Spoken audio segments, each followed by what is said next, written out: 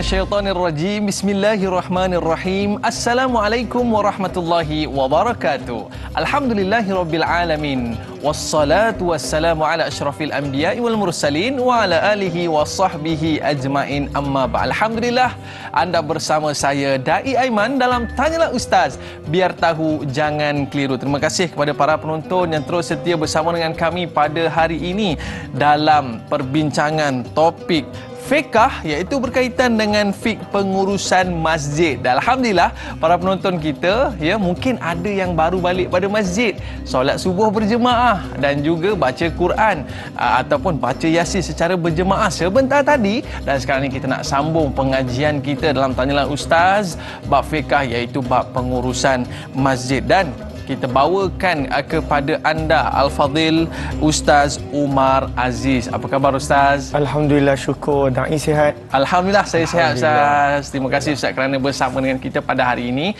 Biasa kalau kita tengok Ustaz di kaca TV, Ustaz cerita tentang sirah, dan hari ini kita cerita tentang fiqh pengurusan masjid. Betul, Masya Allah. Ustaz, biasa tempat yang dekat di hati. Tempat dekat di hati. Jadi jemaah-jemaah kita pun, penonton-penonton kita ni, saya kata tadi Ustaz baru balik pada masjid pun, solat subuh berjemaah di masjid. Dan ada di kalangan penonton kita ni memang di kalangan AJK Ustaz. Ada Tok Syiak, Tok Bilal, bendahari, semua ada yang menonton kita pada hari ini. Dan mereka lah yang buka masjid dan mereka lah yang tutup masjid. Pengimarah lah, pengimarah masjid. Jadi kita ni orang luar ni kadang-kadang sukalah blame AJK ni, sedangkan bukan senang nak urus masjid, betul Ustaz? Jadi hari ini para penonton sekalian, kita nak fokus bagi mereka yang mungkin AJK ataupun bukan AJK membantu mengimarahkan masjid, kena lihat apa kepentingan menguruskan masjid ini, dan apa kelebihan orang-orang ini. Dan kita nak tanya kepada Al-Fadhil Ustaz Umar Aziz tentang topik ini. Tapi sebelum itu, para penonton yang mungkin nak bertanyakan soalan, boleh terus ke Facebook Tanyalah Ustaz TV3. Jangan lupa tekan butang like, tekan butang kongsi agar lebih ramai yang mendapat manfaat. Bagi yang nak call ataupun nak bertanya kepada Al-Fadhil Ustaz, boleh call kita talian 1800 881677. Baik para penonton, anda semua dah bersedia? Okey, baik. Kita nak mulakan mukaddimah topik kita pada hari ini Ustaz, berkaitan dengan fiqh pengurusan masjid. Tafadhal Ustaz. Terima kasih banyak Dai. Bismillah, alhamdulillah, wassalatu wassalamu ala habibillah Sayyidina Muhammad ibn Abdillah wa ala alihi wa sahbihi wa mawalah. Subhanaka la ilma lana illa ma 'allamtana innaka antal alimul hakim wa la haula wa la quwwah illa billahil aliyyil azim. Apa khabar sahabat-sahabat sidang penonton di mana jua berada? Harap sentiasa berada dalam keadaan sihat, afiah, di dalam pemeliharaan dan jagaan Allah. Amin, amin ya rabbal alamin. Jom kita mulakan dengan kita mengajak ahli keluarga kita yang lain untuk menonton program Tanyalah Ustaz pada pagi ini. Kalau secara online, maka bantu untuk share dan kongsikan. Mudah-mudahan menjadi amal jariah untuk setiap daripada kita, insya-Allah. Saya nak mulakan dahulu dengan ayat daripada Al-Quran, mengambil keberkatan daripada kalamullah, iaitu ayat yang ke-18 daripada surah yang ke-9 At-Taubah, muka surat 189. A'udzubillahi minasyaitonirrajim. Bismillahirrahmanirrahim. إنما يعمر مساجد الله من آمن بالله واليوم الآخر وأقام الصلاة وآتى الزكاة ولم يخش إلا الله فعسى أولئك أن يكونوا من المهتدين.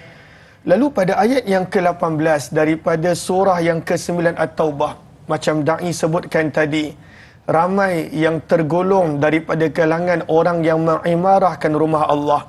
Sama ada dengan kerap ulang alik ke rumah Allah, sama ada kerana dia adalah pengurus yang menguruskan rumah Allah, sama ada penyumbang untuk pembinaan rumah Allah.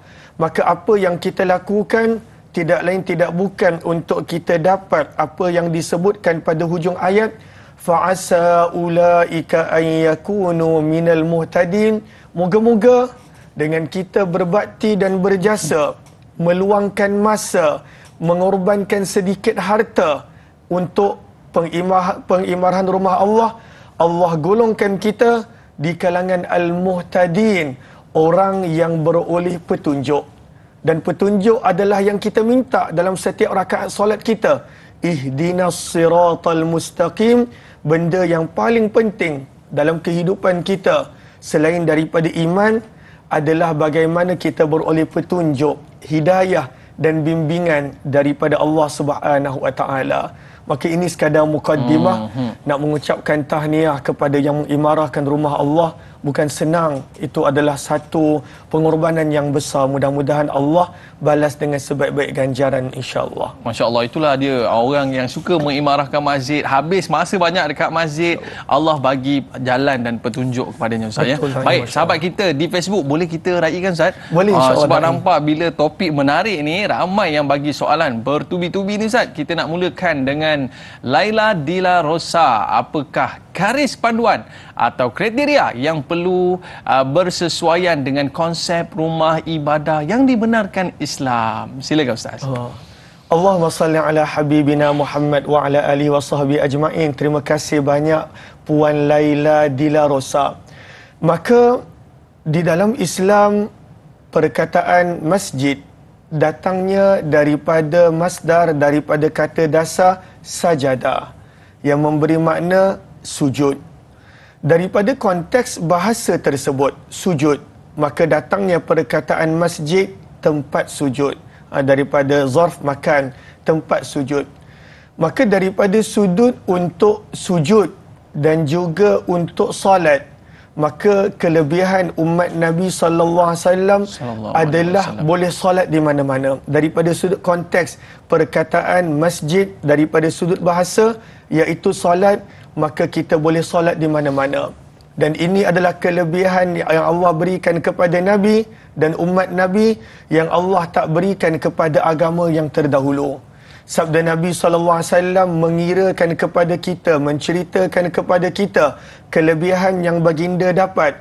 Antaranya sabda Nabi, وَجُعِلَتْ لِيَ الْأَرْضِ, Allah telah menjadikan untuk daku, sabda Nabi SAW, bumi keseluruhannya sebagai tempat untuk bersujud, boleh solat. Maka sebenarnya daripada sudut masjid, daripada sudut bahasa tu, sebenarnya kita boleh solat mana-mana. Asalkan tempat itu bersih, asalkan tempat itu pada waktu itu bukan tempat yang dilarang, asalkan tempat itu bukan milik seseorang yang tak membenarkan, maka kita boleh solat di mana-mana.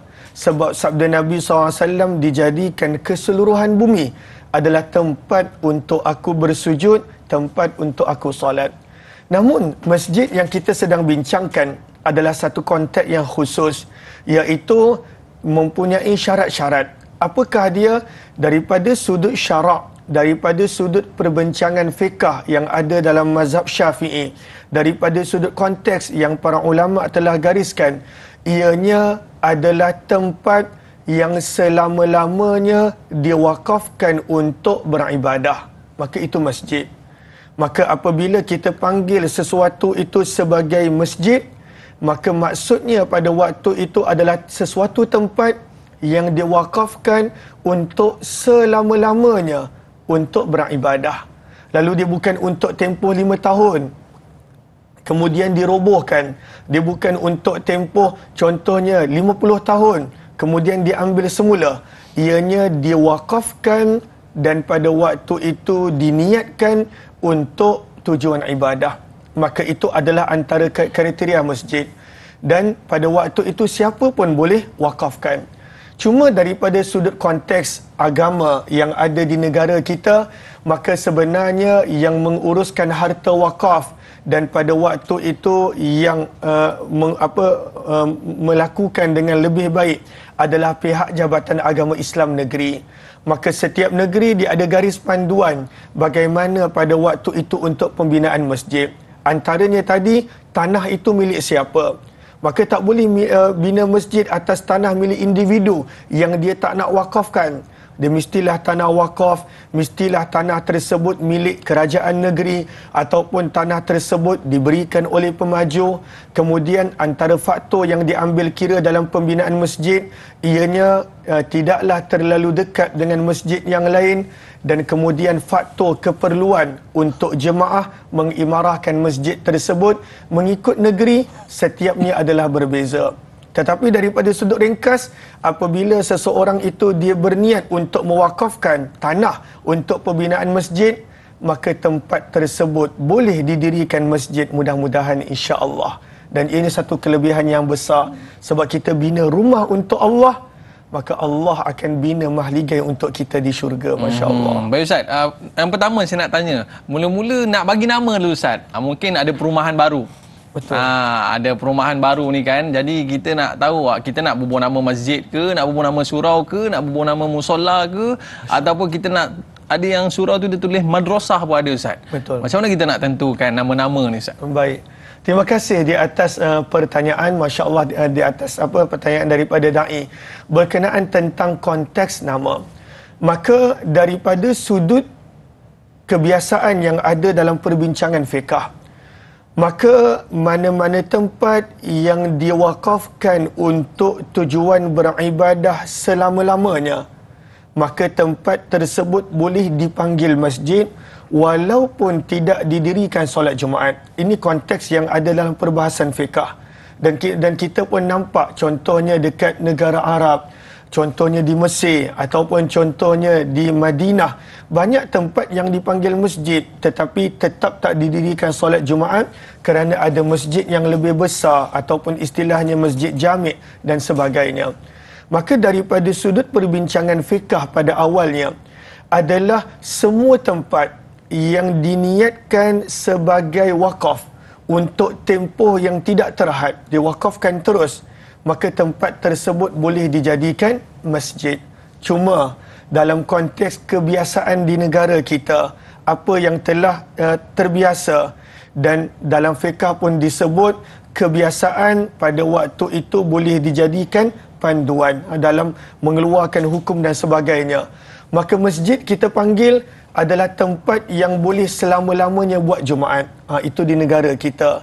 Dan kemudian ada yang dipanggil surau. Surau pada waktu itu selalunya tak ada Jumaat kecuali jika dinaik tarafkan pada waktu itu untuk Jumaat. Sementara musalla konteksnya di negara kita kebanyakannya adalah pada tempat yang pada waktu itu boleh dipindah-pindahkan. Contohnya dekat pejabat, contohnya dekat hospital, boleh juga dipanggil musalla ataupun surau. Contohnya dekat shopping kompleks, bahkan di Seri Pentas pun kita ada surau dan juga ada musalla. Ataupun di rumah kita, kita khususkan satu tempat untuk kita beribadah, maka boleh kita panggil musalla juga, tempat untuk yang muslimat, yang wanita beribadah.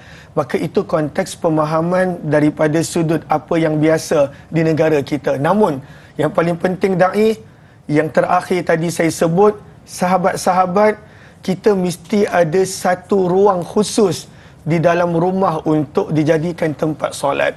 Dan itu sunnah yang para sahabat lakukan, dan mereka ajak Nabi SAW kadangkala untuk datang solat di bahagian yang dikhususkan dalam rumah mereka.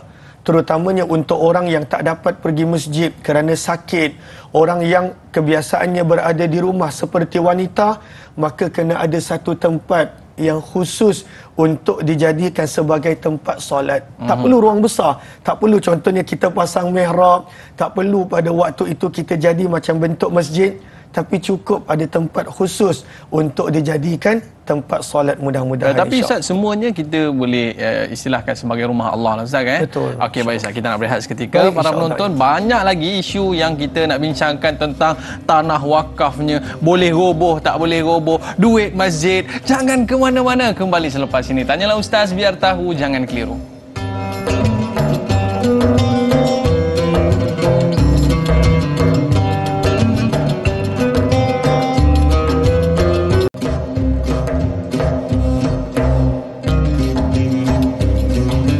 Alhamdulillah kembali dalam Tanyalah Ustaz. Biar tahu jangan keliru. Terima kasih kepada para penonton yang terus setia bersama dengan kita pada hari ini dalam topik pembincangan fiqh pengurusan masjid.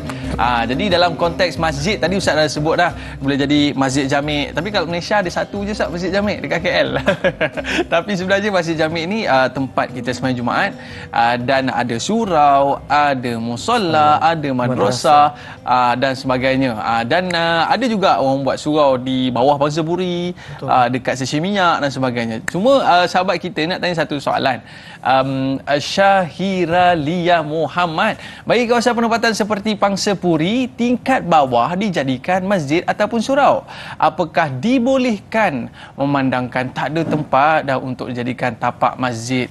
Boleh ke Ustaz? Okey. Allahumma salli ala habibina Muhammad wa ala alihi wa sahbihi ajma'in. Terima kasih Puan Syahiralia Muhammad.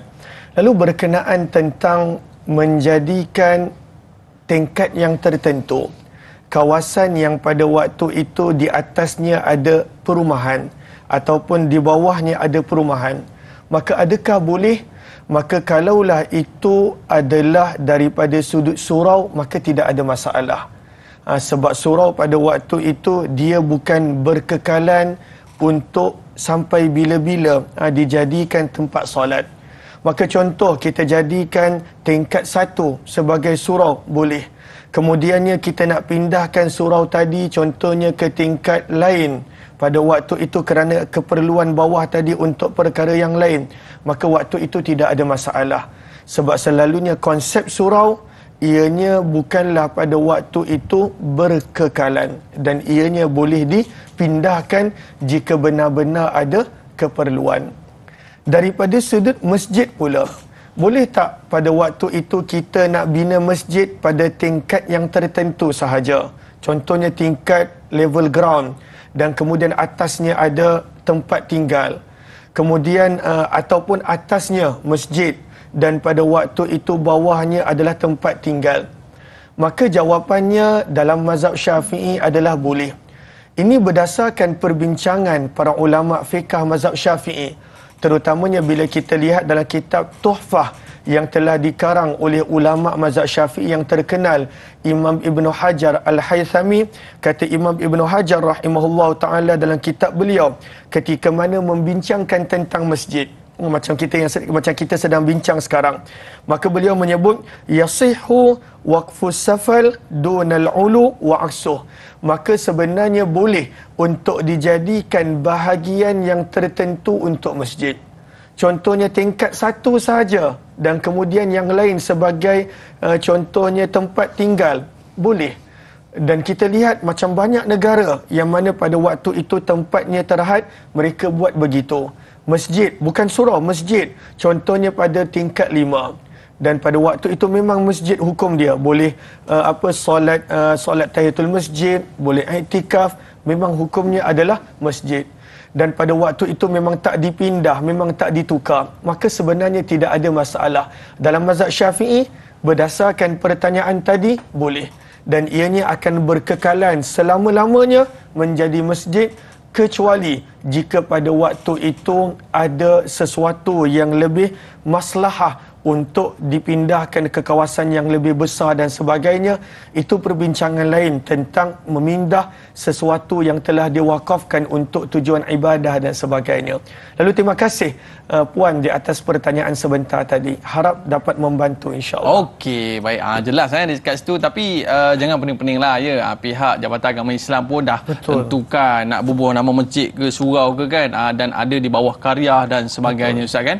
Baik. Jadi Ustaz, sahabat kita ni Muhammad Hafizi Hafiz, bolehkah suatu masjid didirikan dari sebuah bangunan komersial yang digunakan seperti dewan orang ramai sebelumnya dan ianya dijadikan masjid atas faktor kemasyarakatan dan mengambil kira pelbagai faktor seperti jumlah jemaah yang kian padat?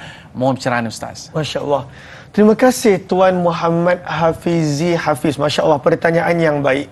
Lalu boleh tak pada waktu itu sesuatu kegunaan dewan ataupun kegunaan contohnya di pejabat ataupun contohnya di shopping komplek, maka kalaulah pada waktu itu nak dijadikan surau, memang tak ada masalah. Bahkan kalaulah tak ditukar kepada surau pun pada waktu itu tak dipanggil surau. Contohnya kita kata jom kita solat kat tempat ini dan kita tak tukar nama menjadi surau pun tak ada masalah. Sebab berdasarkan hadis riwayat Bukhari tadi, umat Islam dan kelebihan umat Nabi, Allah izinkan untuk solat di mana-mana. Ju'ilat liyal ard masjidan wa tahura, sabda Nabi SAW. Namun kalaulah tempat itu nak dikhususkan untuk solat dan pada waktu itu nak dipanggil sebagai surau, maka pada waktu itu pun tidak ada masalah. Tetapi kalaulah nak dipanggil masjid, maka pada waktu itu dia mesti ditukar menjadi kepada yang berkekalan. Sebab dia tak boleh contohnya, okey minggu ni masjid, bulan depan dia kembali jadi dewan. Ataupun contohnya masjid untuk tempoh 6 bulan, lepas tu dia berubah kembali lepas 6 bulan menjadi dewan. Sebab bila dah dipanggil masjid, maka dia mesti diwakafkan untuk selama-lamanya sebagai tempat beribadah. Dan kalaulah nak dipindah, maka dia ada perbincangan yang lebih lanjut, lebih panjang.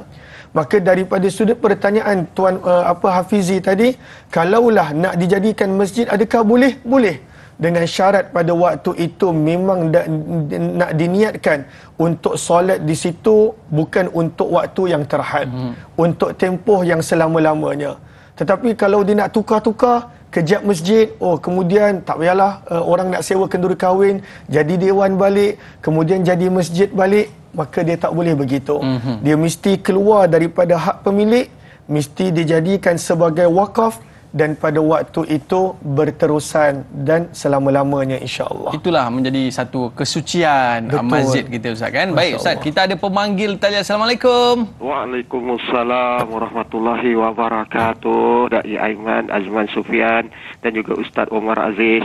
Saya Omar Abdul Majid dari Felda Cini Timur 3, Pekan Pahang. Assalamualaikum Ustaz dan Dai. Waalaikumsalam warahmatullahi wabarakatuh. Ya, soalan saya begini Ustaz. Ustaz, bagaimana status sekiranya masjid ataupun surau didirikan di kawasan tanah yang diceroboh? Apakah ia boleh dibuat ataupun macam mana status kedudukan masjid ataupun surau yang dibina di atas tanah yang diceroboh ini? Itu soalan saya Ustaz dan Dai. Terima kasih banyak Ustaz dan Dai. Assalamualaikum. Waalaikumsalam warahmatullahi wabarakatuh. Wah, ni lain pula cerita Ustaz. Tanah yang diceroboh jadikan surau. Macam mana Ustaz? Allahumma salli ala habibina Muhammad wa ala alihi washabi ajmain. Terima kasih Tuan Umar tadi Nama dah sama masya-Allah. Lalu terima kasih Tuan Umar di atas pertanyaan berkenaan tentang mendirikan masjid ataupun surau dan rumah Allah di atas tanah al-maghsub. Perbincangan dalam fiqh iaitu tanah diceroboh. Maka apakah hukum dia? Maka kita tahu Islam adalah agama yang pada waktu itu menitik beratkan keadilan. Sehingga Al-Quran sebut di permulaan surah Al-Ma'idah, wala yajrimannakum syana'anu qaumin ala alla ta'dilu. Apabila kita benci seseorang sekalipun, bila kita memusuhi seseorang sekalipun, kita tetap kena berlaku adil. Kerana keadilan itu, i'dilu huwa aqrabu littaqwa, firman Allah, keadilan itu adalah sifat orang-orang yang bertakwa. Maka bagaimana ni nak solat? Benda baik, solat, masya-Allah, ibadah ni. Pada waktu tu nak diimarahkan, maka diambil tanah orang tanpa izin. Ataupun pada waktu itu didirikan tanpa izin. Ataupun pada waktu itu dibina tanpa izin. Kalaulah pada waktu itu sekadar solat pada tanah lapang, maka pada waktu itu tidak menjadi masalah. Sebab kita dibenarkan untuk solat di mana-mana. Kecualilah jika tempat tersebut najis, kecualilah jika tempat tersebut pada waktu itu boleh membawa kepada fitnah kerana terdapat sembahan berhala ataupun agama yang lain, maka itu patut dielakkan. Maka daripada sudut solat di atas tanah milik sesiapa, maka ada keharusan di situ. Namun para ulama bahaskan apabila solat dengan didirikan bangunan, masya-Allah, dispend duit, dibuat bangunan, dibuat cantik, tapi sebenarnya tanah tu milik orang, maka pada waktu itu tidak dikira sebagai masjid. Sebab kita lihat syarat utama masjid adalah pada waktu itu tanah tersebut mestilah telah diwakafkan untuk beribadah selama-lamanya. Dan ini Tuhan dia bukan wakaf, Tuhan dia tak izin. Tuhan dia tak bagi. Tuhan dia pada waktu itu rasa teraniaya. Dan berkenaan tentang mengambil tanah seseorang, maka ada amaran yang keras daripada baginda Nabi SAW. Barang siapa yang mengambil tanah orang lain walaupun kadar shibr, sejengkal tak besar mana pun, kecil je Ustaz. Kecil je, tetapi pada waktu itu dia ambil, maka pada waktu itu dia kena pikul 7 petala bumi kadar tanah tersebut, yang sebenarnya dia tak mampu pun pada hari kiamat. Dia kena tanggung bebanan tadi. Bayangkan kalau ambil contohnya 0,5 ekar, 1 ekar milik orang lain, maka pada waktu itu tak boleh, walaupun dengan alasan nak membina masjid, sebab ianya mestilah tanah yang pemiliknya telah wakafkan untuk selama-lamanya bagi tujuan ibadah. Masya Allah, tabarakallah. Terima kasih di atas pertanyaan sebentar tadi. 7 lapisan bumi Ustaz. Allahu Akbar. Allahu Akbar. Bukan Beratnya. perkara yang kecil. Allahu Akbar. Jadi itu yang perlu kita ambil titik berat dalam kita ambil hak orang dan sebagainya. Baik. Ustaz, kita nak berehat seketika? Baik, para penonton, lepas ni kita nak cerita pula kalau buat masjid atas air boleh ke tidak? Kita berehat seketika, kembali selepas ni. Tanyalah Ustaz, biar tahu jangan keliru.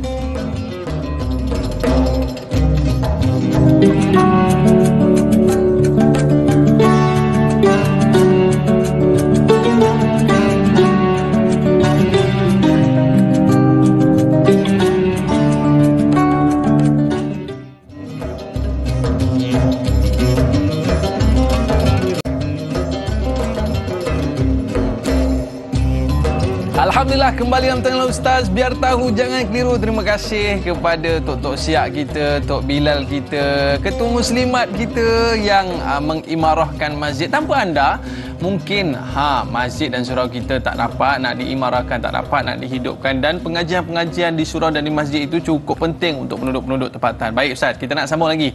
Banyak lagi soalan-soalan daripada sahabat-sahabat kita, yang mana sekarang ini kita nak cuba baca soalan daripada Masrifah Nur Jamain. Apakah hukum membina masjid dalam kawasan air? Seperti mereka yang tinggal di Sabah, dalam perkampungan air terdapat pembinaan masjid untuk penduduk di situ mendirikan solat berjemaah. Boleh Ustaz atas air?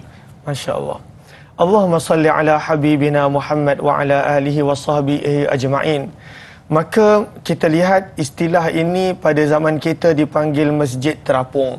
Tidaklah pada waktu itu dibina di dalam air, tetapi di atas air.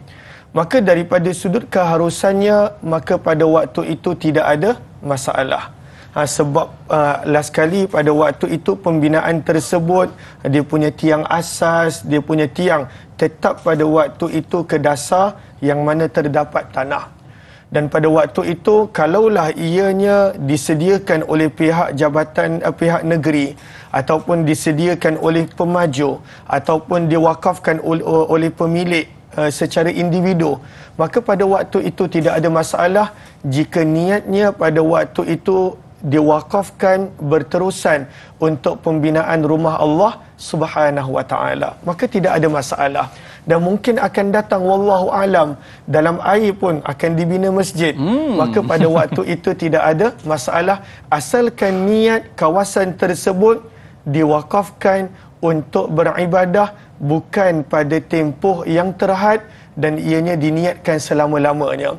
Lalu mudah-mudahan insya-Allah kepada orang yang pada waktu itu membina rumah Allah menjadi salah satu daripada amal jariah yang berterusan mendapat pahala insya-Allah. Lalu itu daripada sudut pembinaan di atas air. Ianya tak ada sebarang masalah. Al-Fadil Da'i, Masya Allah. Tapi itulah, kita bayangkan kalau semayang dalam atas air tak apalah kot Ustaz ya. Kalau dalam air nanti lemas, tak ibam. Okey Ustaz. Jadi kita ada sahabat kita, Ana Karnina. Bolehkah meletakkan tulisan ayat Al-Quran yang syarat dan penuh pada setiap dinding masjid? Apakah bentuk saiz yang sesuai perlu diletakkan supaya jemaah khusyuk dan tidak mengganggu jemaah apabila solat? Tulisan-tulisan Al-Quran ni Ustaz. Allahumma salli ala habibina Muhammad wa ala alihi washabihi ajma'in. Terima kasih pertanyaan daripada Puan Ana Karnina berkenaan tentang menambah tulisan khat ataupun ada sebahagian tempat pada waktu itu meletakkan khutbah terakhir Nabi SAW, ataupun pada waktu itu meletakkan sesuatu perhiasan di rumah Allah Subhanahu Wa Taala. Apakah hukum dia?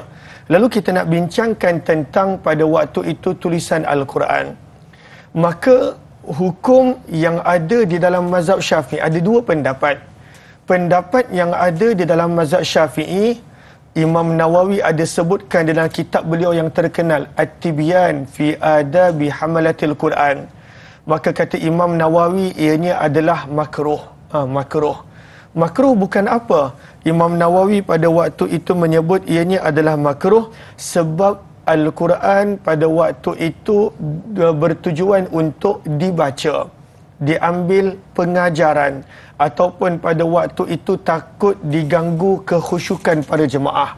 Maka pendapat Imam An-Nawawi dalam kitab At-Tibyan beliau, dan kita tahu Imam Yahya bin Sharaf An-Nawawi adalah antara ulama yang terkenal di dalam mazhab Syafi'i. Maka pendapat beliau adalah makruh di dalam kitab Tibyan. Maka beliau sebut dalam kitab beliau bahawa wa tukrahu kitabatuhu 'alal jidran ataupun judran, dan makruh pada waktu itu untuk menulis Al-Quran pada dinding-dinding. Dan dibahaskan kenapa? Takut pada waktu itu tidak dihormati. Takut pada waktu itu tidak diambil berat tentang kemuliaannya, ataupun pada waktu itu mengganggu khusyuk orang yang solat.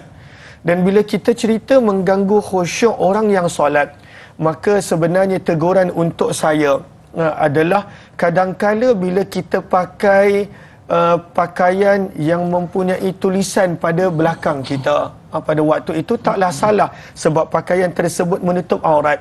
Tapi kalaulah pada waktu itu tulisan tersebut boleh mengganggu khusyuk orang belakang, dia siap baca rakaat pertama, mungkin dia baca baris pertama, kan banyak sangat tulisan kat belakang. Rakaat kedua dia baca tulisan baris kedua, ganggu khusyuk. Maka pada waktu itu kalau boleh dielakkan, elakkan. Tidak ada pakaian yang penuh dengan tulisan sehingga mengganggu pada waktu itu jemaah yang solat di belakang kita, hilang khusyuk mereka. Sebab kalaulah Al-Quran penulisannya pada waktu itu boleh mengganggu kekhusyukan pada jemaah, ada pendapat mengatakan makruh, maka apatah lagi tulisan selain daripada Al-Quran.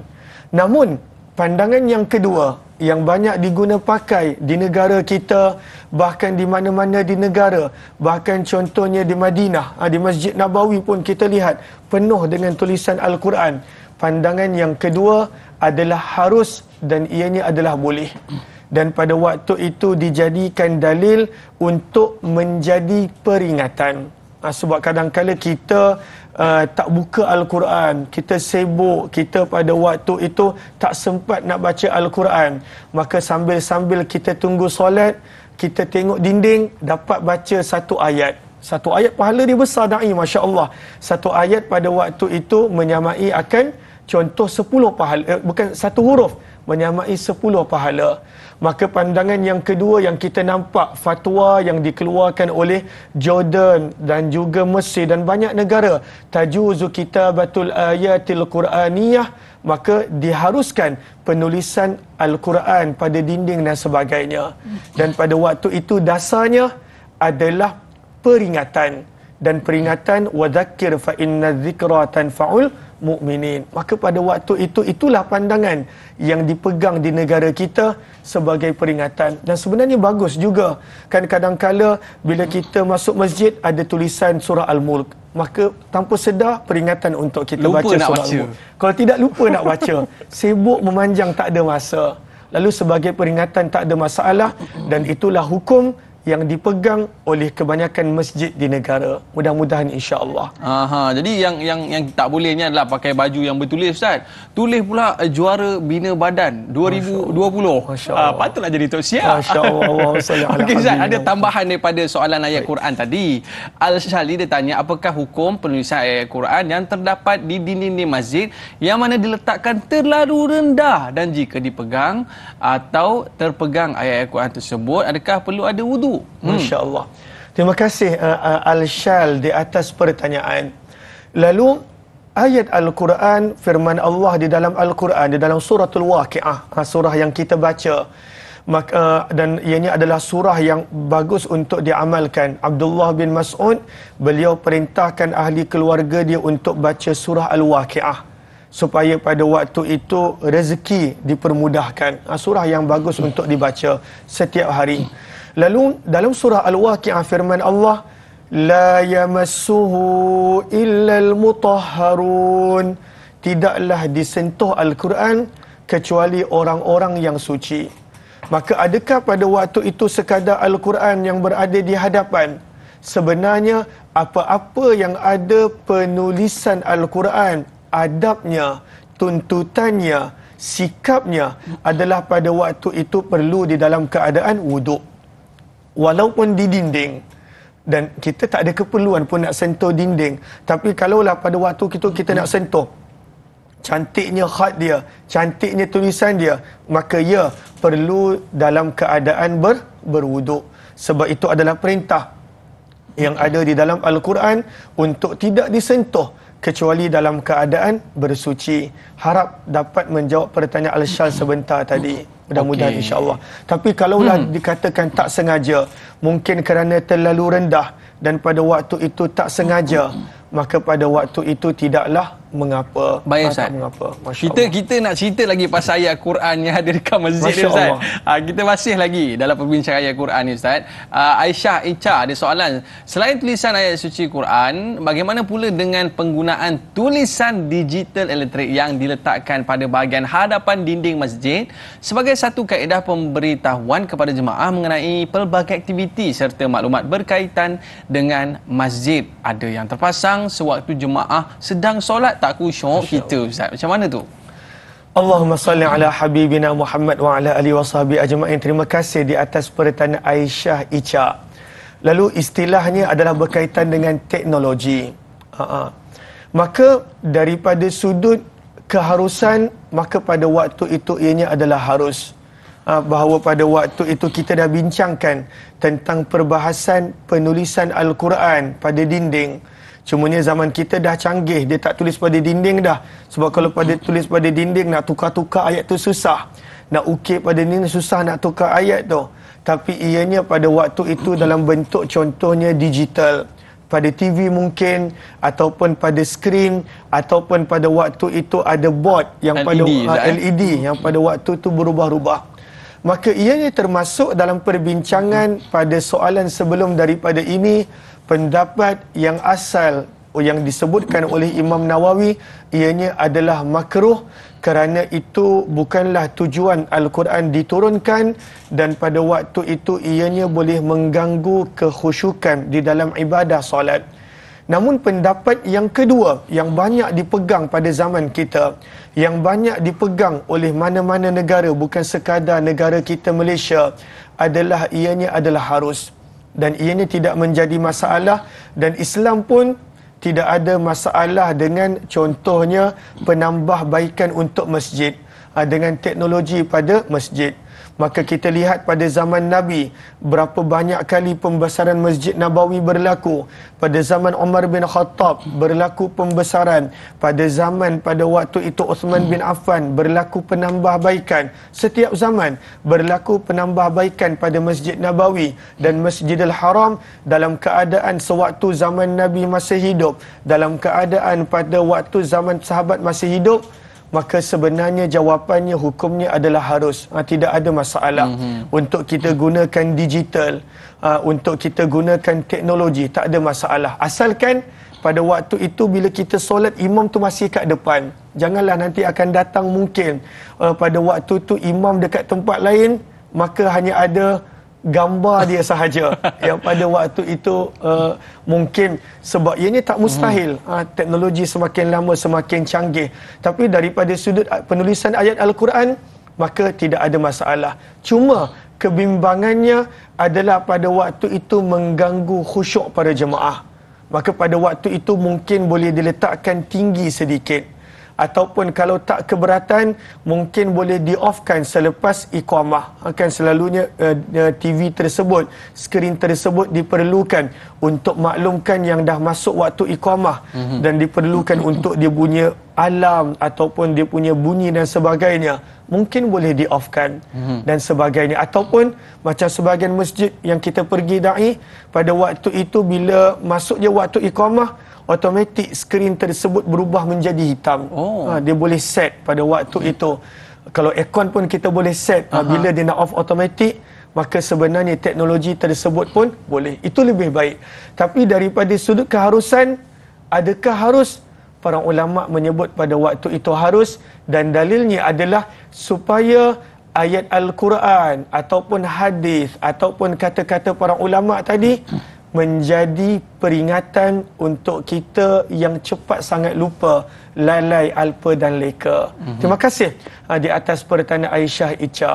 Terima kasih. Yang bagus Ustaz, ada setengah surau tu Ustaz, dia letak TV besar dekat bahagian muslimat. Sebab kadang-kadang muslimat dia tak nampak jauh imam tu. Betul. Ada pula kadang mikrofon yang tak berapa dengar kan. Betul. Jadi mungkin dia membantu. Teknologi ni membantulah kita dalam melakukan ibadah kepada Allah SWT. Baik Ustaz, kita ada pemanggil di talian Ustaz. Ahlan. Ada ke? Assalamualaikum. Siapa tu? Waalaikumsalam. Ada. Warahmatullahi wabarakatuh. Okey, silakan. Saya Ismail. Soalan saya nak tanya Ustaz begini. Apa hukum memasang langsir kain yang agak tebal di ruang solat muslimat hingga kan muslimat tidak dapat melihat pergerakan imam, hanya mendengar daripada pembesar suara saja? Ini adalah soalan ini daripada situasi jemaah tempat saya lah. Minta penjelasan Ustaz. Terima kasih. Assalamualaikum warahmatullahi wabarakatuh. Waalaikumsalam warahmatullahi wabarakatuh. Ni cerita bak lansir pula Ustaz. Sebab ada setengah masjid tu dia pakai lansir, ada setengah tu dia tembokkan terus, dan ada setengah masjid ni Ustaz dia pakai, orang panggil apa Ustaz, tali je. Pemisah di antara lelaki dan perempuan. Mana yang terbaik ni Ustaz? Allahumma salli ala habibina Muhammad wa ala alihi wa sahbihi ajma'in. Terima kasih di atas pertanyaan. Lalu kalaulah daripada pertanyaan tadi kerana tidak nampak imam, maka nampak imam adalah bukan syarat untuk sahnya solat berjemaah. Sebab kalaulah masjid yang besar, lagilah pada waktu itu kita memang tak nampak imam. Contohnya di Masjidil Haram, yang disyaratkan di dalam solat berjemaah adalah mengetahui pergerakan imam. Pada waktu itu kita perlu tahu pergerakan imam bagaimana, dan kita perlu tahu pada waktu itu imam pada waktu itu pergerakan dia supaya kita boleh ikut. Sebab kita bukan nak solat sendiri, kita pada waktu itu nak ikut imam. Sebab Nabi SAW bersabda, apabila kamu solat bersama imam, idza raka'al imam, bila imam rukuk farka'u, maka kena rukuk. Bila imam sujud, fasjudu, maka kena sujud. Sebab kita perlu untuk ikut imam, maka tidak syarat untuk nampak. Tak syarat. Tetapi syarat sah pada waktu itu cukup kita tahu pergerakan imam. Sama ada kita tahu pergerakan imam melalui suara imam, contohnya mikrofon. Ataupun contohnya kita tahu pergerakan imam melalui mukabbir, melalui orang yang pada waktu itu menyampaikan suara imam. Kan macam contoh, sebahagian tempat tiba-tiba mic rosak, maka suara itu dipaskan. Imam kata, Allahu Akbar, kita tak dengar.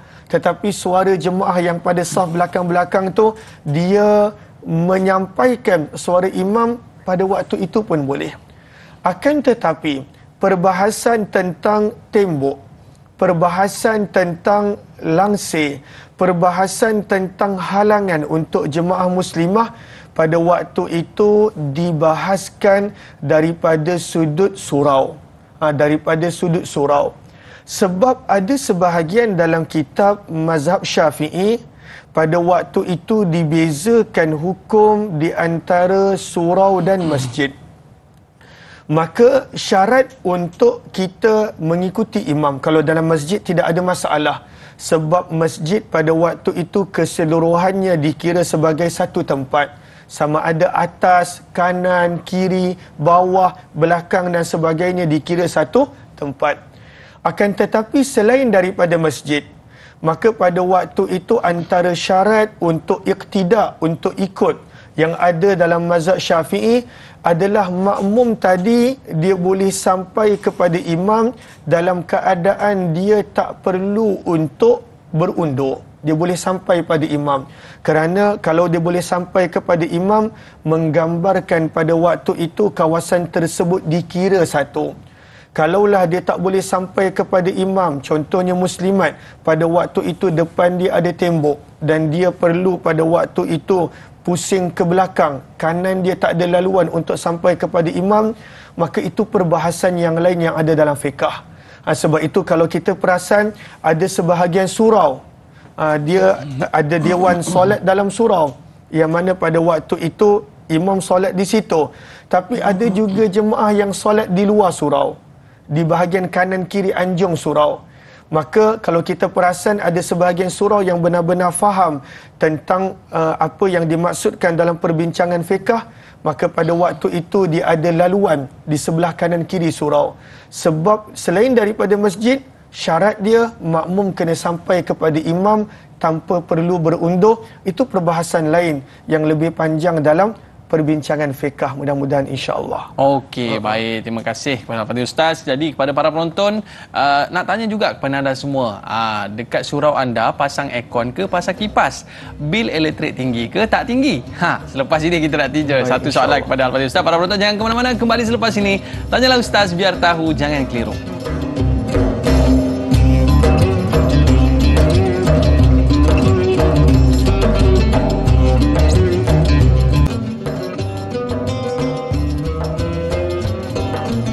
Alhamdulillah, kembali dalam Tanyalah Ustaz, biar tahu jangan keliru. Terima kasih para penonton sekalian pada hari ini dalam perbincangan fiqh, iaitu fiqh pengurusan masjid. Ustaz, ada satu lagi last soalan untuk ayat Quran tadi Ustaz. Yang mana pekerja tersebut dia nak tulis ayat Quran dekat atas jubin sebelum dia nak lekatkan ke dinding, tapi dia tulis dekat bawah Ustaz. Dia tulis kat bawah, nanti baru dia letakkan di dinding-dinding tu. Adakah menulis di bawah tu pun salah Ustaz? Allahumma salli ala habibina Muhammad wa ala alihi wa sahbihi ajma'in. Terima kasih di atas pertanyaan da'i berkenaan tentang hukum menulis ayat Al-Quran di atas lantai. Namun tempatnya bukanlah diletak di atas lantai, akan diletak di dinding, tetapi waktu penulisan. Daripada sudut yang ada di dalam Al-Quran ataupun hadis, walaupun tidak ada disebutkan dengan jelas untuk tidak meletakkan Al-Quran di bawah, akan tetapi ianya termasuk di dalam adab memuliakan Al-Quran. Maka sebab itu adab memuliakan Al-Quran, ada sebahagian ulama berpandangan pada waktu itu tak sepatutnya membelakangkan Al-Quran jika boleh. Antara adab memuliakan Al-Quran pada waktu itu tidak meletakkan di bawah. Antara adab untuk dengan Al-Quran tidak melunjurkan kaki ke arah Al-Quran. Ini semua termasuk di antara adab yang memuliakan Al-Quran. Bahkan para ulama ada tulis buku khusus, tajuk khusus, kitab khusus, dan antara yang terkenal adalah kitab At-Tibyan yang telah ditulis oleh Imam Yahya bin Sharaf An-Nawawi. Maka termasuk di dalam memuliakan Al-Quran adalah pada waktu itu tidak meletakkannya di bawah. Kalaulah kepada penulis-penulis khat, kalaulah kepada pekerja-pekerja yang pada waktu itu nak memasang khat di dinding, ianya boleh letakkan Al-Quran pada tempat yang tinggi sedikit, pada tempat yang pada waktu itu lebih hormat dan lebih mulia sedikit, maka pada waktu itu adalah lebih baik. Namun kalaulah ayat Al-Quran itu diletakkan di bawah ataupun diletakkan di mana-mana dengan tujuan untuk menghina, maka itu adalah haram. Contohnya ada orang meletakkan Al-Quran di bawah, memang dia nak letak di bawah dengan tujuan menghina, maka itu adalah haram. Ataupun diletakkan Al-Quran pada tempat yang tak sepatutnya, al-a'yadzubillah, moga Allah pelihara dan jaga. Contohnya dalam bilik air dengan sengaja, dengan niat untuk menghina, maka al-a'yadzubillah itu hukumnya adalah haram. Al-Quran adalah kalamullah. Al-Quran sepatutnya kita muliakan seperti mana yang Imam Nawawi sebutkan dalam kitab At-Tibyan beliau, Al-Quran itu perlu untuk dimuliakan. Bahkan lebih baik Al-Quran berada dalam kehidupan kita kan dak ni, masya-Allah.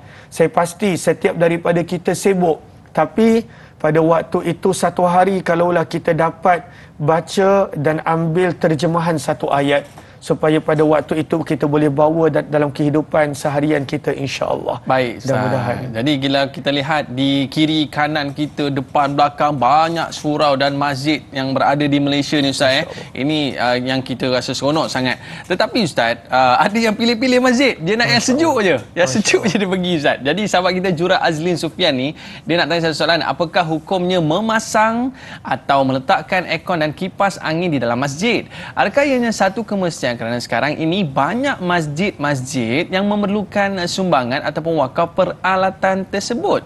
Okey. Allahumma salli ala habibina Muhammad wa ala alihi washabihi ajma'in. Sebenarnya di sini ada beberapa perkara. Satu, isu tentang harus, dan yang kedua isu tentang kegunaan duit yang telah disedekahkan untuk masjid tersebut. Boleh ke pada waktu itu dipindahkan ataupun untuk digunakan pada kegunaan yang lain? Tapi kita jawab tentang keharusan terlebih dahulu.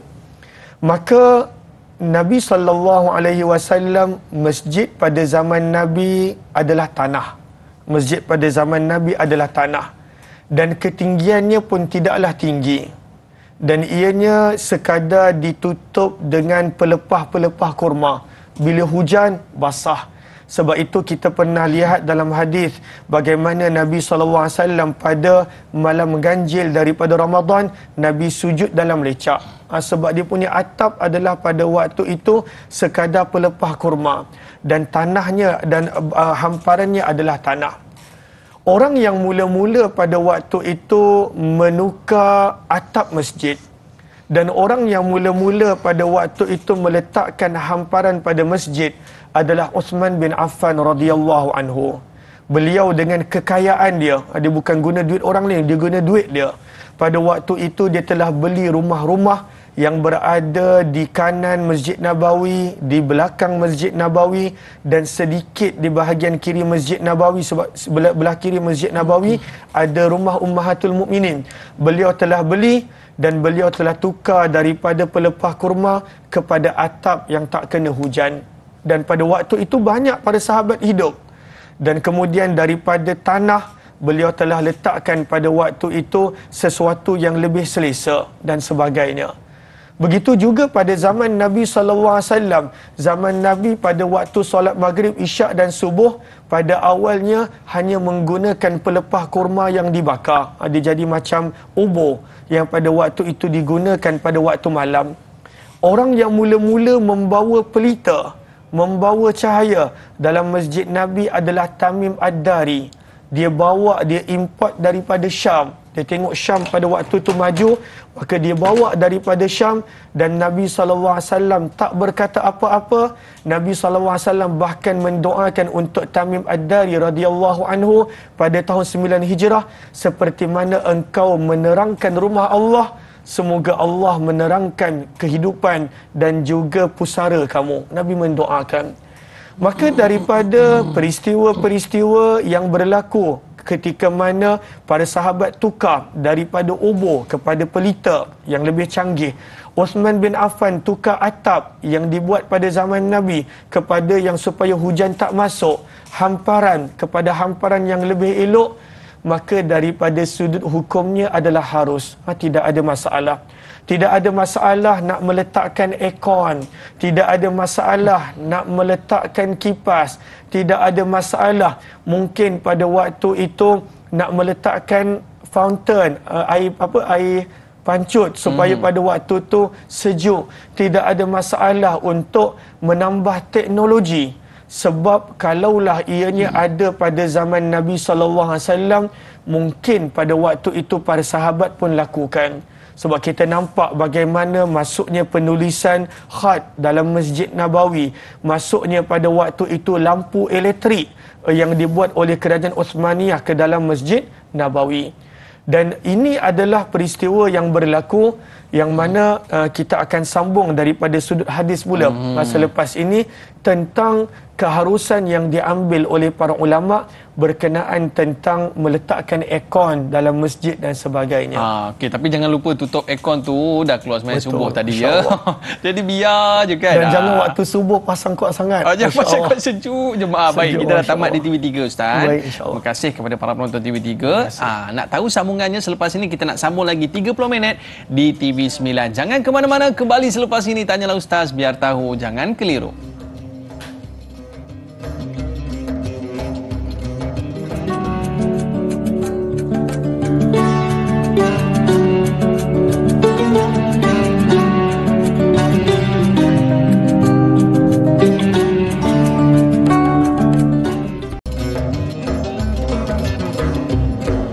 Alhamdulillah, kembali dalam Tanyalah Ustaz, biar tahu jangan keliru. Terima kasih para penonton yang terus setia bersama dengan kita, tak tukar-tukar channel lagi daripada tadi kan. Dan tadi sebelum rehat kita cerita pasal aircon tadi Ustaz. Mungkin Ustaz ada nak sambung sikit perbincangan tentang aircon di surau dan di masjid tadi. Silakan Ustaz. Allahumma salli ala habibina Muhammad wa ala alihi wa sahbihi ajma'in. Maka aircon kita nampak dah menjadi satu keperluan. Kita lihat di dalam kenderaan ada aircon. Tak sempat ke zaman kenderaan tak ada aircon pakai tingkap? Waktu tu pernah Ustaz? Oh pernah, Masya Allah. Itu kereta waktu saya kecil-kecil dulu mak saya bawa. Betul, jadi dia tak ada aircon. Tapi kita lihat aircon dah dianggap sebagai satu keperluan oleh kebanyakan daripada orang. Maka di rumah ada pada waktu itu aircon, di dalam kenderaan ada aircon. Maka apakah hukum meletakkan aircon bertujuan untuk supaya lebih selesa beribadah, lebih pada waktu itu dapat fokus ketika mana ibadah? Maka sebahagian para ulama mengambil dalil daripada hadis yang disebutkan oleh baginda Nabi SAW, di mana baginda Nabi SAW pernah bersabda, abridu bis salah, tunggu waktu sejuk baru solat. Ini adalah di negara Arab, di mana kalau musim panas, Masya Allah, Tabarakallah, dia punya panas tu menyengat. Panasnya pada waktu itu sangat panas.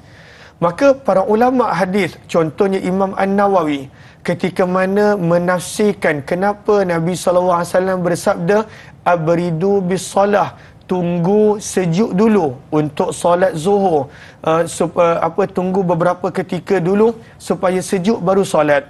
Kata Imam Nawawi rahimahullahu taala, kerana apabila terlampau panas, berpeluh, tak selesa, maka itu menyebabkan akan hilangnya khusyuk. Disebutkan di sini yuslibul khusyuk, menghilangkan khusyuk. Maka apabila kalaulah contohnya seseorang itu dia dah terbiasa dengan aircon, dan pada waktu itu kalaulah tak ada aircon, dia boleh cepat berpeluh, dia boleh pada waktu itu hilang khusyuk, maka tidak ada masalah untuk meletakkan aircon di dalam ruang solat, asalkan tidak ada pembaziran, asalkan pada waktu itu tidak pada waktu itu menganggap ianya sebagai satu kewajipan, tetapi lebih kepada keperluan. Maka kalaulah dengan aircon boleh menambah keselesaan jemaah, silakan, ianya harus. Kalaulah dengan menambah aircon seseorang itu dalam solat dia boleh lebih fokus, maka silakan, ianya adalah pada waktu itu harus. Cumanya kadang-kala janganlah sampai dengan alasan untuk khusyuk pada waktu itu letak muzik. Allah, itu tak digalakkan. Ada sebahagian orang yang mana dia kata, saya kalau dengar dipanggil muzik apa tu? Instrumental. Instrumental. Tu dengar bunyi alat-alat tu kan. Itu kalau luar solat tak mengapa. Kalau contohnya untuk tidur, kalau contohnya untuk urusan yang lain. Tapi ada sebahagian orang sebab pernah datang soalan dan pertanyaan, boleh tak waktu solat dia nak ada macam latar belakang tu instrumental? Maka itu patut dielakkan. Sebab pada waktu itu dia membawa kepada kelalaian dan membawa kepada khayal tanpa kita sedari. Harap dapat membantu pertanyaan sebentar tadi. Terima kasih kepada semua yang bertanya. Bayangkan Ustaz, setiap angin yang bertiup daripada aircon tu saya mengalir pahala orang yang berwakaf tu. Masya Allah. Sebab tu berebut kalau ada peluang-peluang macam tu kan. Tapi masalah je Ustaz, Faizal bin Ahmad ni nak tanya. Ustaz, jika sebuah masjid nak menukar peralatan lama seperti kipas ataupun aircon lama kepada aircon yang baru ni, bagaimana dengan kipas yang masih boleh digunakan tu Ustaz? Sedih orang wakaf tu kan. Muhammad, betul. Lalu pepatah kita biasa dengar old is gold. Old is gold dihargai. Tapi kadang-kala ada juga pepatah yang menyebut old must be sold. Benda-benda lama ni kena jual. Tetapi sebenarnya itu sekadar pepatah. Lalu sebenarnya benda-benda lama ini ianya termasuk di dalam pengurusan harta wakaf. Orang tersebut telah niat untuk diwakafkan. Kalaulah ianya rosak, maka pada waktu itu tidak menjadi masalah untuk dikeluarkan. Kalaulah pada waktu itu masih elok, maka jalan yang terbaik adalah disedekahkan kepada masjid, surau, madrasah, pondok, sekolah agama ataupun rumah anak yatim yang lebih memerlukan, supaya selagi mana benda tersebut belum rosak, selagi mana benda tersebut boleh diambil manfaat, maka pada waktu itu berterusan mendapat pahala orang yang mewakafkan dia. Sahabat-sahabat, hadirin hadirat, saya tak pasti perasan. Ahlan-ahlan kepada sahabat-sahabat yang masih menonton, Masya Allah, walaupun dah sejam lebih. Dan saya harap perkongsian ini adanya manfaat. Sama ada yang menonton di TV, ajak ahli keluarga yang lain untuk tonton bersama. Ataupun yang menonton di FB, share, kongsi dan sebar luas. Moga-moga menjadi amal jariah juga untuk kita. Sebab bila kita ajak orang lain kepada kebaikan, kita pun mendapat pahala. Namun perbincangan tadi adalah berkenaan tentang barang-barang wakaf yang lama. Barang-barang wakaf yang lama. Maka sepatutnya pada waktu itu kalau kita lihat dekat Masjid Haram, Masya Allah. Saya kalau pergi Masjidil Haram, Masjid Nabawi, hati berasa tenang, berasa syahdu. Kalau kita tengok dalam Masjidil Haram dan Masjid Nabawi, walaupun pemerintah bertukar, walaupun contohnya khalifah ataupun kerajaan bertukar, dia punya trend dia kalau kita perasan, selagi mana benda itu elok, maka tak dikeluarkan daripada masjid, dia akan pindahkan. Sebab itu kita boleh nampak ukiran-ukiran daripada zaman Uthmaniyah. Kita boleh nampak pada waktu itu tulisan-tulisan daripada Uthmaniyah, walaupun dah hampir 100 tahun, tapi masih elok, maka pada waktu itu tak dikeluarkan. Kecuali kalau dah rosak, maka diletakkan dekat contohnya Muzium Haramain ataupun muzium-muzium yang lain. Maka itu satu benda yang elok, sebab orang itu mewakafkan bertujuan pada waktu itu untuk dia beroleh pahala. Maka kalaulah kita nak tukar, maka berikan kepada masjid, surau, madrasah, pondok, sekolah yang pada waktu itu akan berterusan mengambil manfaat daripadanya, insya-Allah. Masya-Allah, kita pun berebut nak dapat pahala daripada infak tersebut Ustaz kan. Tapi Intan Zurina Abdul Razak ni Ustaz, bila sebut pasal duit, bila sebut pasal kutipan dana dan sebagainya, ada satu soalan yang menarik ni Ustaz. Salahkah jika ada yang merasakan bahawa kita telah berketerlaluan di dalam bajet menyediakan segala fasiliti asas di dalam masjid? Sebagai contoh, karpet yang tebal lagi mahal, penghawa dingin yang terlalu banyak dan sebagainya. Sedangkan bajet itu boleh digunakan untuk hal yang lebih kritikal, contohnya membantu karya masjid yang mungkin fakir miskin dan sebagainya Ustaz. Okey, Allahumma salli ala habibina Muhammad wa ala alihi wa sahbihi ajma'in. Terima kasih Puan Intan Zurina Abdul Razak di atas pertanyaan. Maka soalan yang bagus, soalan yang baik. Maka soalan ini sebenarnya adalah tentang pengurusan duit pemberian tadi, dipanggil tabarruk ataupun duit sedekah. Maka kaedah asas di dalam pengurusan duit sedekah ataupun duit tabarruk adalah kembali kepada ayat 58 daripada surah An-Nisa, yang mana Allah sebut ianya adalah amanah yang perlu digunakan pada tempatnya. Firman Allah, "Innallaha ya'murukum an tu'addul amanati ila ahliha." Allah memerintahkan kamu untuk pada waktu itu amanah itu diberikan kepada yang selayaknya. Maka sebab itu di dalam perbincangan fiqh, contohnya salah seorang ulama mazhab Syafi'i yang terkenal, Syekh Zakaria Al-Ansari rahimahullahu taala, maka beliau telah menyebut bahawa kalaulah pada waktu itu pemberi dia memang berniat untuk diberikan untuk kegunaan yang tertentu sahaja, maka pada waktu itu tak boleh untuk digunakan bagi keperluan yang lain. Sebab itu niat dia. Dan kita sekadar orang yang menguruskan amanah dia.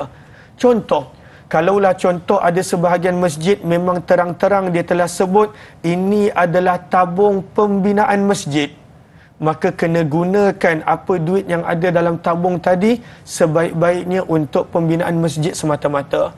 Sebab orang yang letak dalam tabung itu pada waktu itu niat dia untuk pembinaan masjid. Kadang-kala ada masjid dan surau pada waktu itu meletakkan contohnya tabung untuk utility, maka kena gunakan untuk utility. Kadang-kala ada tabung pada waktu, macam contoh sebahagian tempat bila banjir, dia setkan contohnya tabung untuk kapet, tabung untuk wiring yang telah rosak sebab banjir, tabung untuk contohnya kelengkapan bilik imam, dan orang pun sumbang untuk tajuk-tajuk yang tertentu. Maka bila penyumbang memberi untuk sumbangan yang khusus, maka kata Syekh Zakaria Al-Ansari rahimahullah, ianya perlu digunakan untuk tujuan yang khusus. Akan tetapi kalaulah pada waktu itu tabung tersebut umum, dia tersebut umum, sekadar tabung, maka pada waktu itu tidak ada masalah untuk orang yang menguruskan, contohnya nazir masjid, pengurusi surau, pihak pengurusan rumah Allah pada waktu itu untuk gunakan pada tempat yang dianggap bersesuaian. Dan ianya pada waktu itu ada kaedah dia bergantung kepada maslahah. Maka kalaulah umum dan orang yang mendermakan pada waktu itu umum, maka boleh guna untuk ahli qaryah yang memerlukan, boleh guna untuk perkara-perkara yang lain. Harap dapat menjawab pertanyaan sebentar tadi, sebab akhirnya pihak pengurusan masjid dan surau adalah sekadar pemegang amanah, dia kena tunaikan hajat orang yang memberi dan bersedekah kalau ada tujuan yang khusus pada waktu itu. Oh, tambah-tambah pula bila uruskan duit ni Ustaz kena urus dengan penuh amanah. Betul. Dan sama. Baik Ustaz. Tapi ada ke masjid yang jenis suka kunci ni? Habis tu bila dah kunci nak semayang dekat mana? Lepas ni Ustaz akan jawab. Para penonton jangan ke mana-mana, kembali selepas ini Tanyalah Ustaz, biar tahu jangan keliru.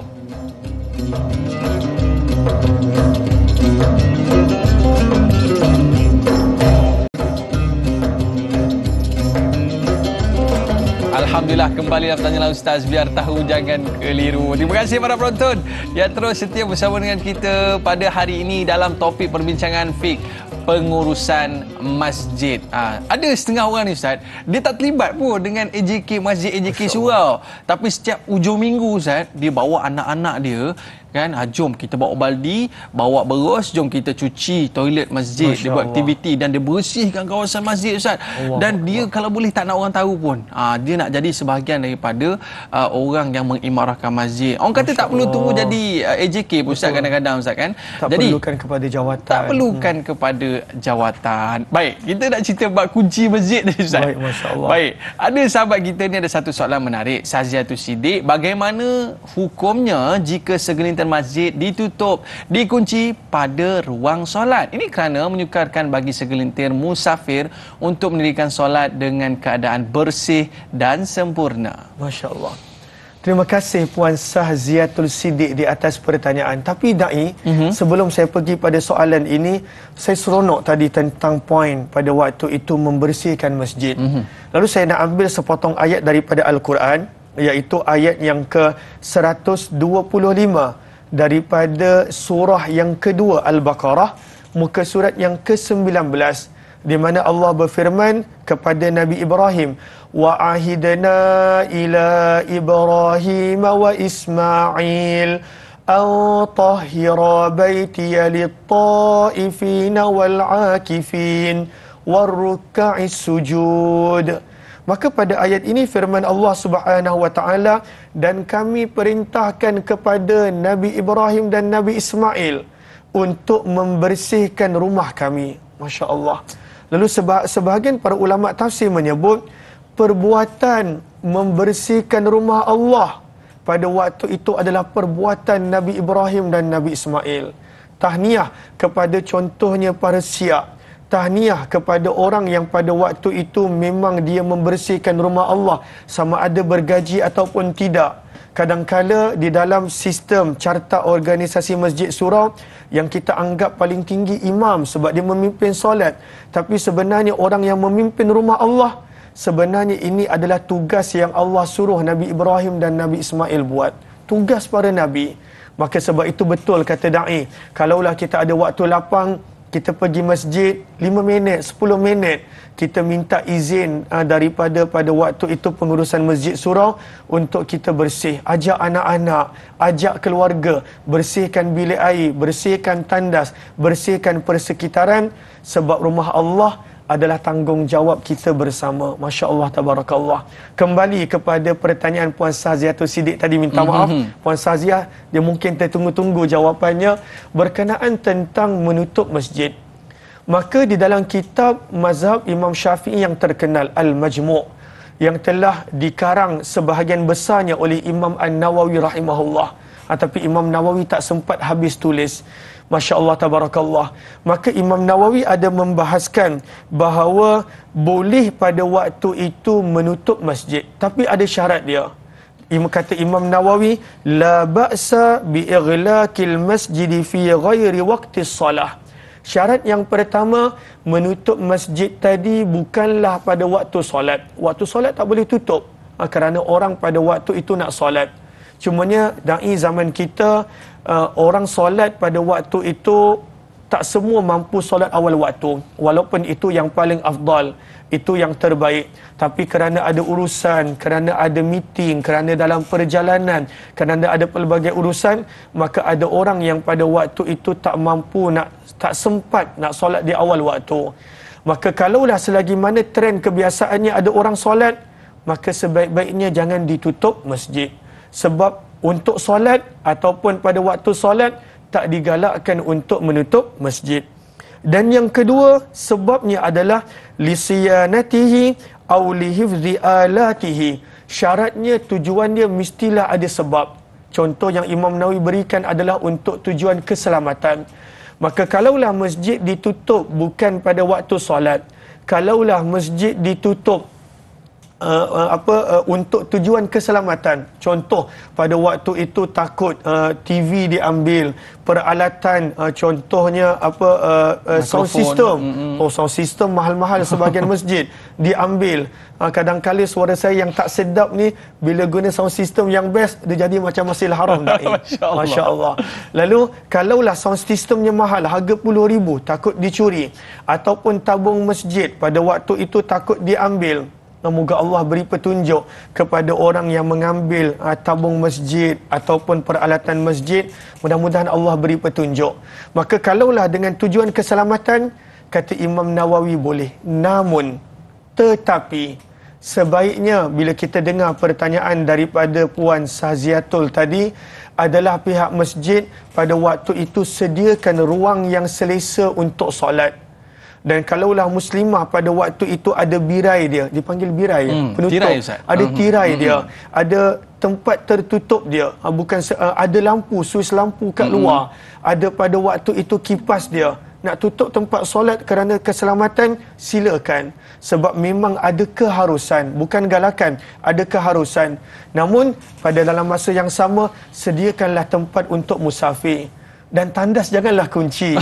Sebab sofa tak ada orang pun nak curi tandas. Tak ada nak curi tandas. Tak ada curi tandas. Kecuali kalaulah tandas tu diperbuat daripada peralatan yang sangat mahal, kesian orang yang pada waktu tu nak memerlukan tandas, kerana akhirnya ianya adalah rumah Allah.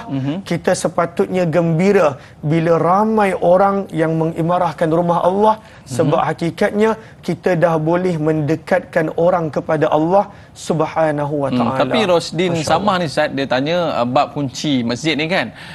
Ada masjid yang ditutup kepada jemaah sebaik saja selesai solat Isyak berjemaah dan dibuka semula menjelang solat subuh dengan andaian mudarat mengatasi manfaat. Apa pandangan Ustaz? Terima kasih Rosdin Samah. Lalu ini termasuk dalam kenyataan Imam Nawawi sebentar tadi, syaratnya bukan pada waktu solat.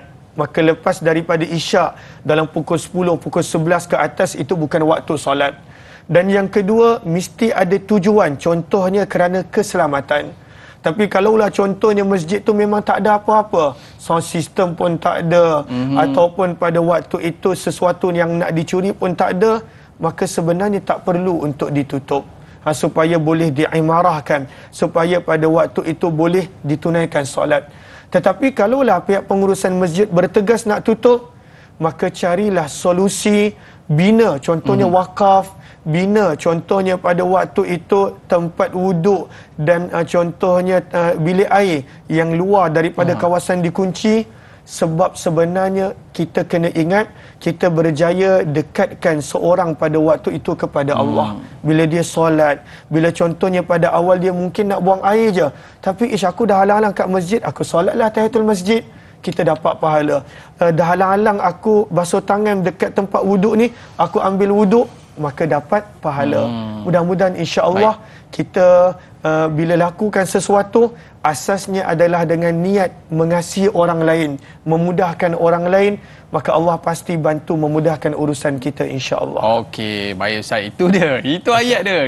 Kita mudahkan urusan orang, Allah mudahkan urusan kita. Baik Ustaz, kita berbaki mungkin dalam 1 ataupun 2 minit saja lagi. Mungkin ada kesimpulan daripada Al-Fadhil Ustaz tentang topik kita pada hari ini, fik pengurusan masjid. Tafadhal Ustaz. Terima kasih Da'i. Lalu kesimpulan dia adalah saya nak ambil sepotong hadis Nabi SAW. Maka Nabi SAW bersabda, Man bana lillahi, barang siapa yang membina masjid dengan tujuan semata-mata kerana Allah, bukan tujuan kerana sesuatu tujuan yang lain, dia bina masjid semata-mata kerana Allah, maka sebagai balasan Allah akan bina untuknya rumah di dalam syurga. Dalam hadis yang lain Nabi SAW sebut, walau mafhas qatah, walaupun pada waktu itu sekadar sarang burung qatah, kecil dia. Burung qatah ni, dia sebenarnya pada waktu itu dia bina dengan dia kumpulkan tanah, kecil dia punya sarang. Maka walaupun masjid tu kecil, dengan kita sedekah RM10 untuk pembinaan masjid rumah Allah, sebenarnya Allah akan bina untuk kita rumah dalam syurga. Maka sahabat-sahabat, pembinaan masjid tak pernah berhenti, kerana ianya adalah syiar daripada agama. Maka marilah kita sama-sama bantu-membantu, membina, mengimarahkan, pada waktu itu meninggi dan memartabatkan rumah Allah. Mudah-mudahan kita tergolong di kalangan orang yang Allah bina untuk kita rumah di dalam syurga. Mudah-mudahan insya-Allah. Insya-Allah. Terima kasih Al-Fadhil Ustaz. Mungkin sebagai akhirnya kita nak minta Al-Fadhil Ustaz untuk memimpin bacaan doa penutup kita Ustaz. Tafadhal. Bismillahirrahmanirrahim. Alhamdulillahi rabbil alamin, wassalatu wassalamu ala asyrafil anbiya'i wal mursalin wa ala alihi wa sahbihi ajma'in. Allahumma ya Allah, kami adalah hamba-Mu yang lemah, mengharapkan bantuan dan kasih sayang-Mu ya Allah. Kami memerlukan-Mu ya Allah dalam keadaan Dikau tidak memerlukan kami ya Allah. Allahumma ya Allah, dekatkanlah kami, dekatkanlah zuriat keturunan kami, dekatkanlah seluruh umat baginda Nabi sallallahu alaihi wasallam untuk dekat menghampirkan diri ke rumah-Mu ya Allah, mengimarahkan rumah-Mu ya Allah, menghidupkan rumah-Mu ya Allah dengan amalan-amalan, agar kami tergolong di dalam janji yang disebutkan di dalam kitab suci Al-Quran-Mu, fa'asa ulaika an yakunu minal muhtadin. Moga-moga beroleh petunjuk dan hidayah ya Allah.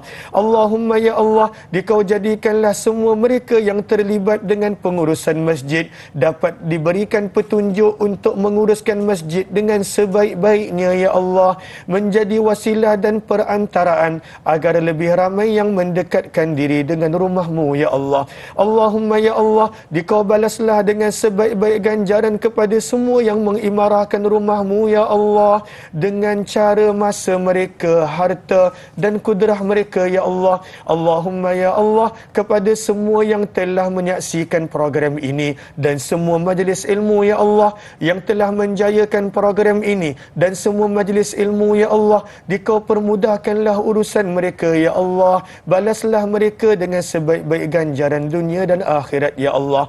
Rabbana atina fid dunya hasanah wa fil akhirati hasanatan wa qina azaban nar. Rabbi ij'alna muqimas salah wa min dhurriyyatina rabbana wa taqabbal du'a. Wa sallallahu wa sallam ala habibina Muhammad walhamdulillahi rabbil alamin. Amin amin amin ya rabbal alamin. Terima kasih kepada Al-Fadhil Ustaz, terima kasih kepada para penonton. Insya-Allah Ustaz, kita nak rasa seronok sangat bila dengar kupasan pada Al-Fadhil Ustaz. Dan para penonton, esok kita ada temu janji dalam topik sirah iaitu ilmuwan Islam Al-Farabi, ahli falsafah, bersama dengan tuan guru kita Al-Fadhil Ustaz Muhammad Abdullah dan moderator Dai Luqman. Esok temu janji kita, jangan lupa, okey. Baik, saya Dai Aiman, mohon maaf di atas terlanjur kata, terlajak bicara. Ada rezeki kita jumpa lagi. Ila liqa, ma'assalamah. Like dakwah, share ilmu. Jumpa lagi. Kita tutup majlis kita dengan kafaratul majlis dan suratul As. Subhanakallahumma wa bihamdika asyhadu an la ilaha illa anta astaghfiruka wa atubu ilaik. Wal asri innal insana lafi khusr illa alladziina amanu wa amilus solihat wa tawassaw bil haqq wa tawassaw bis sabr. Assalamualaikum warahmatullahi wabarakatuh.